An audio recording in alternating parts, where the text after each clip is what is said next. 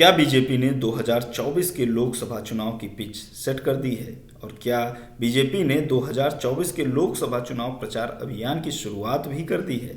क्या राम मंदिर ही होगा लोकसभा चुनाव का मुख्य मुद्दा? क्या है इन सवालों के जवाब? ये सारे सवाल खूब चर्चा में है क्योंकि 22 जनवरी 2024 को अयोध्या में रामलला की प्राण प्रतिष्ठा का कार्यक्रम संपन्न हुआ। प्रधानमंत्री नरेंद्र मोदी, उत्तर प्रदेश के मुख्यमंत्री योगी आदित्यनाथ, आरएसएस प्रमुख डॉक्टर मोहन भागवत और उत्तर प्रदेश के राज्यपाल इस कार्यक्रम में शामिल हुई। लेकिन जिस तरीके से बीजेपी की मशीनरी लोगों के पास इस पूरे प्रोग्राम को ले गई, घर घर जाकर अक्षत बांटे गए, चावल बांटे गए और एक तरीके से ये मैसेज देने की कोशिश की गई कि मंदिर का निर्माण किसके शासनकाल में हो रहा है, किसकी सरकार में हो रहा है, कौन इसे बनवा रहा है और किसने इसके लिए सबसे ज़्यादा प्रयास किया। तो इन सारे सवालों के जवाब समझने के लिए हमने बात की लोकमत हिंदी नागपुर के रेजिडेंट एडिटर विकास मिश्रा से। सर, मेरा सबसे पहला सवाल आपसे यही है कि अ, जिस तरीके से कल राम मंदिर का उद्घाटन हुआ, प्राण प्रतिष्ठा समारोह संपन्न हुआ 22 जनवरी को, पूरे देश में जो माहौल बना उसके बाद जिस तरीके से लोगों में उत्साह दिखा, जिस तरीके से खास तौर पे बीजेपी को कहें कि पॉलिटिकल पार्टी उन्होंने जिस तरीके से ऑर्गेनाइज किया, क्या ये कहा जाए कि ये 2024 के चुनावी अभियान की शुरुआत है? देखिए, मैं इसको इस तरह से देखना चाहूंगा कि न केवल 2024 के चुनाव की बात है, बल्कि राम मंदिर भारतीय जनता पार्टी का प्रमुख मुद्दा रहा है। भारतीय जनता पार्टी अगर आज यहाँ तक पहुंची है तो उसके मूल में राम मंदिर ही रहा है। पहले आडवाणी जी की रथ यात्रा हो, उसके बाद विश्व हिंदू परिषद और संघ, इन सब का जो एक प्रयास रहा कि जन जन में कि हिंदुत्व की चेतना को जागृत किया जाए। तो इसलिए भारतीय जनता पार्टी, चूंकि सी सब अनुसांगिक संगठन है भारतीय जनता पार्टी के सारे संगठन, और इवन भारतीय जनता पार्टी के सारे नेता इस पूरे अभियान से लगातार जुड़े रहे हैं, तो स्वाभाविक सी बात है कि उसका माइलेज उनको मिला है। पहले भी यहाँ तक अगर भारतीय जनता पार्टी पहुंची है तो निश्चित रूप से भगवान श्री राम का उसमें बहुत बड़ा योगदान है। और 2024 के चुनाव में इस समय जिस तरह की एक पूरी लहर,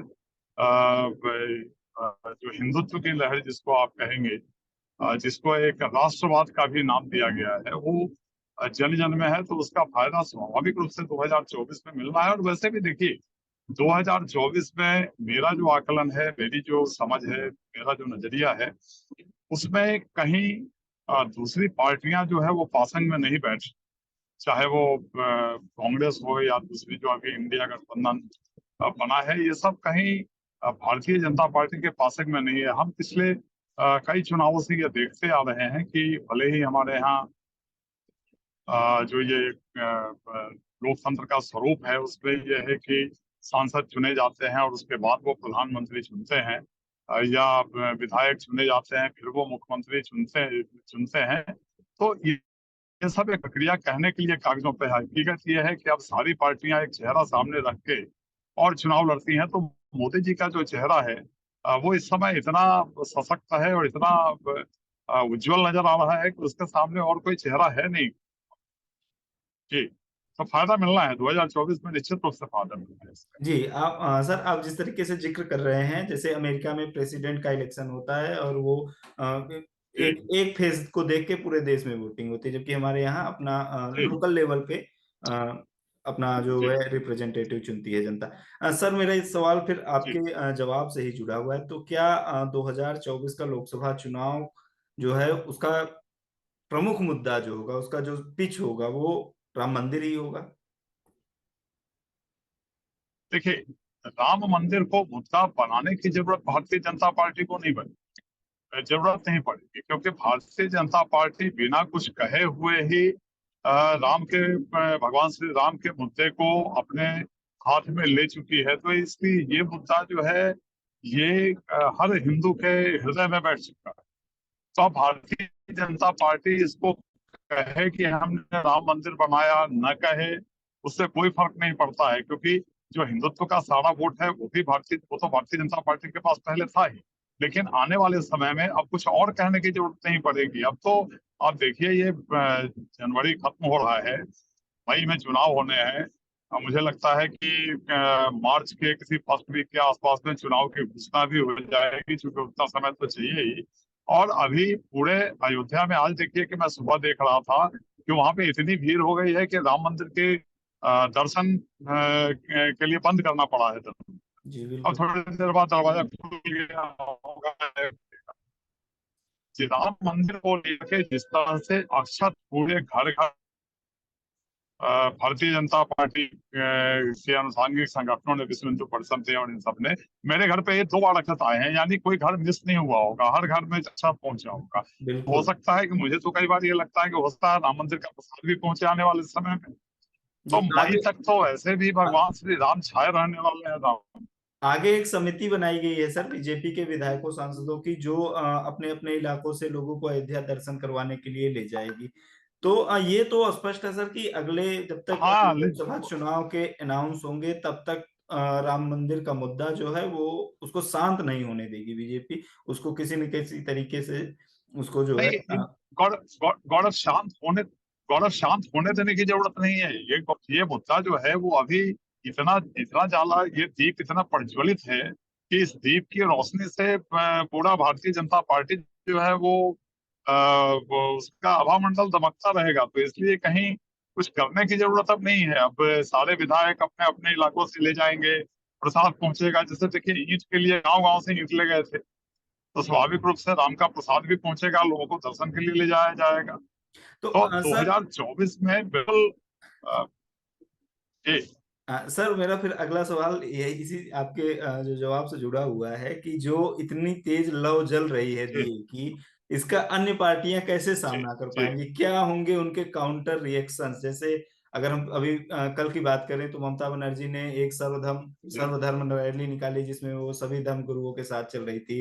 अरविंद केजरीवाल सुंदरकांड जी करवा रहे हैं मोहल्ले मोहल्ले। अखिलेश यादव ने भी वीडियो जी ट्वीट किया और उन्होंने भी किया। राहुल गांधी मंदिर जा रहे थे, हालांकि उन्हें नहीं जाने दिया गया। तो क्या ये काउंटर करने का जो तरीका है या उनके बरक से एक नैरेटिव खड़े करने की कोशिश है विपक्षी पार्टियों की, क्या वो इसमें सफल हो पाएंगे या कितना बड़ा नैरेटिव वो सेट कर पाए हैं कल के इवेंट के बाद? मैं ये कह रहा था कि जब कोई ब्रांडेड चीज आप खरीदने जाते हैं तो उसकी नकल तो नहीं खरीदते ना। अब ब्रांडेड ढूंढते हैं कि ये ब्रांडेड ही होना चाहिए। तो ये ब्रांड जो है, श्री राम का जो ब्रांड है, जो हिंदुत्व का ब्रांड है, वो इस समय भारतीय जनता पार्टी के पास है। तो दूसरे लोग जो भी कोशिश कर रहे हैं, अब जैसे ममता बनर्जी की मैं बात लेता हूँ, तो ममता बनर्जी का क्या नजरिया है, ये हर कोई जान रहा है। अरविंद केजरीवाल का क्या रवैया है, ये हर कोई जान रहा है। राहुल राहुल गांधी हैं, उनकी धारा अपनी अलग है, उस पर चल रहे हैं। अगर ये सारे लोग मैं अगर इनकी जगह होता तो मैं राम मंदिर के शुभारंभ समारोह में जरूर जाता। क्योंकि जब आप महफिल में शामिल होते हैं तब उस महफिल की जो रंगत है उसका थोड़ा सा नूर आपके चेहरे पे भी आता है। लेकिन आप उस मंदिर से दूर रह के जो संदेश दिया है, तो उससे कोई, देखिए, हिंदुत्व की जो हिंदुत्व की लहर जिस वर्ग में है, मैं कहूंगा कि जो हिंदू हैं या हिंदुओं से जुड़े हुए लोग हैं, तो वो कहीं इनके साथ रहेंगे, इसमें मुझे कोई है ऐसा संभव नहीं है कि वो, कि अब हम भी धार्मिक बन के और धर्म के नाम पर लोगों को एकजुट कर, इनका अब सारा न सलीका है, न सलीका है, और न उसमें सक्षम है। तो इसलिए इसका फायदा तो बीजेपी को ही मिलना है। फायदा ये एक मंदिर चले जाएं, गुरुद्वारा चले जाएं, मस्जिद चले जाएं, या कहीं और किसी धार्मिक स्थल पे, मजार पे चले जाएं, लेकिन वो सब उनके पक्ष में एकजुटता नहीं आए। जी सर जैसे आपने कहा कि जाना चाहिए था, अगर उनकी जगह आप होते तो जाते। तो मेरा सवाल यही है कि अगर जिस तरीके से पूरे इंडिया गठबंधन ने बायकॉट किया है राम मंदिर के प्राण प्रतिष्ठा समारोह का, कांग्रेस, टीएमसी, जी आप सब लोगों ने, समाजवादी पार्टी, कोई भी नेता इन लोगों का नहीं गया।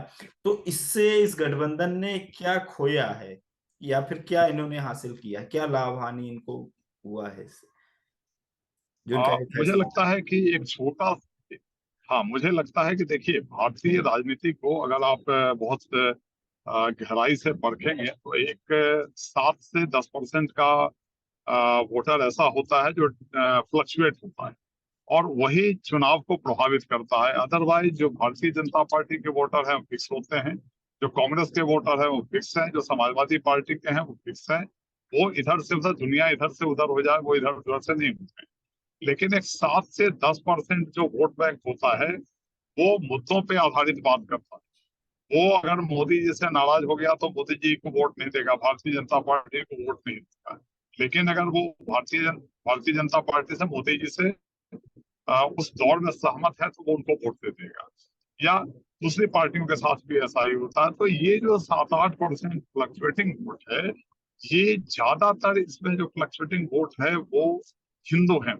मैं बहुत धार्मिक बातें नहीं करता हूँ, लेकिन यहाँ पे चूंकि चुनाव का आकलन है और भगवान श्री राम के का मंदिर बनने के बाद ये सारा कुछ धार्मिक आधार पे आकलन हुआ है, तो इसलिए मैं बात करता हूँ कि वो जो 7 से 10% के बीच के हिंदू हैं, जो हो सकता है कि किन्हीं कारणों से कांग्रेस के वोटर हो या दूसरी पार्टियों के वोटर हो, क्योंकि है ना, तो दूसरी पार्टियों को तो वोट मिल ही रहे हैं।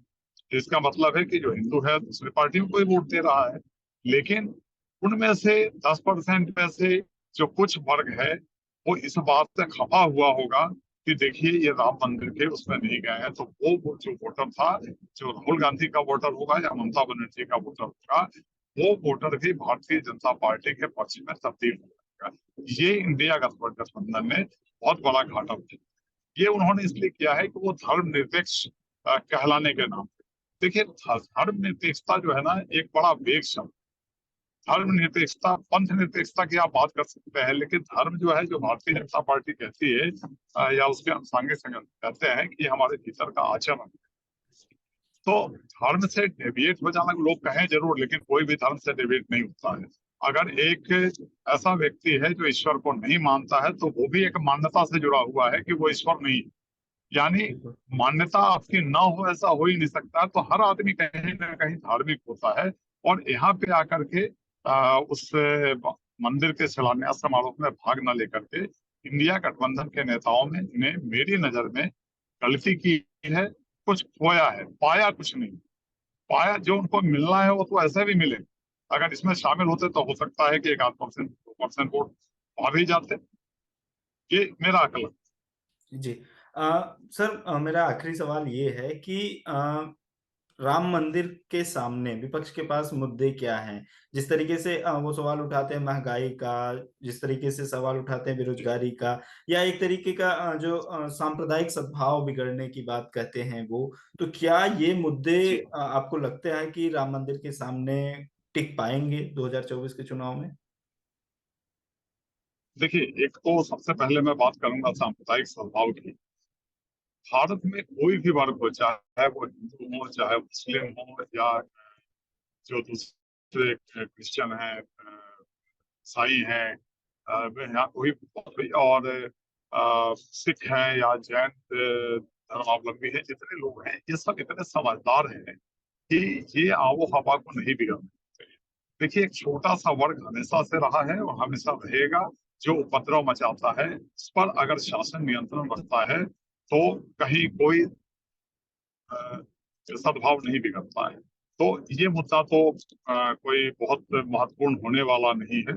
सांप्रदायिक सद्भाव को लेकर के अगले चुनाव में कोई महत्वपूर्ण मुद्दा नहीं होने वाला है। बची महंगाई, बेरोजगारी, देखिए ये सारा, हम एक विकसित होते हुए देश हैं, इसलिए ये सारी समस्याएं आज से 20 साल पहले भी थी, अभी भी हैं और अगले 10 साल में भी नहीं। मुद्दा ये है कि क्या लोगों को काम मिल रहा है। कैसे? आप देखिए कि आज हर आदमी के पास में मोबाइल है। क्या कोई भूखा नंगा आदमी मोबाइल लेके घूमेगा? यानी उसके खाने के अलावा उसके पास पैसे हैं तब तो मोबाइल है।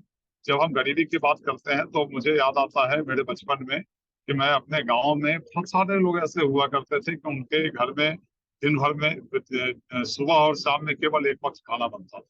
लेकिन आज भारत विकसित हो रहा है। उसमें ऐसा नहीं कि भारतीय जनता पार्टी ने विकास किया है, भारत का कांग्रेस ने बहुत विकास किया है। दूसरी पार्टियां जो रही हैं, सम्मिलित रूप से रही हैं, उन सबने विकास किया है। तो बेरोजगारी और महंगाई आज भी है, लेकिन एक चीज ध्यान रखिएगा कि हमेशा जब धर्म की बात होती है तो ये सारे मुद्दे गौण हो जाते हैं। इसलिए एक बड़ी पुरानी कहावत है कि धर्म जो है वो हमारे शरण के लिए भी है, और धर्म का अगर राजनीतिकरण हो जाए तो वो एक अफीम की तरह है। क्योंकि अफीम से मतलब ये है कि वो एक नशे की तरह है। जब आदमी नशे में होता है तो बड़ा मदहोश होता है, उसको बाकी कोई चीज याद नहीं रहती कि उसके जीवन में कितनी कठिनाइयां हैं, क्या कठिनाइयां हैं। तो इस समय देश जो है वो श्री राममय है, मदहोश है, और ये मदहोशी का आलम है वहां पे। जी। आपका बहुत बहुत धन्यवाद सर। ये इस बातचीत को हम यहीं पर खत्म करते हैं। ये बातचीत आपको कैसा लगा आप हमें कमेंट बॉक्स में बता सकते हैं। बहुत इस वीडियो के बारे में जो भी राय हो आप हमें कमेंट बॉक्स में जरूर बताएं। बहुत बहुत धन्यवाद सर, आपने हमें समय दिया इसके लिए। बहुत बहुत शुक्रिया गौरव, बहुत शुक्रिया। Thank you.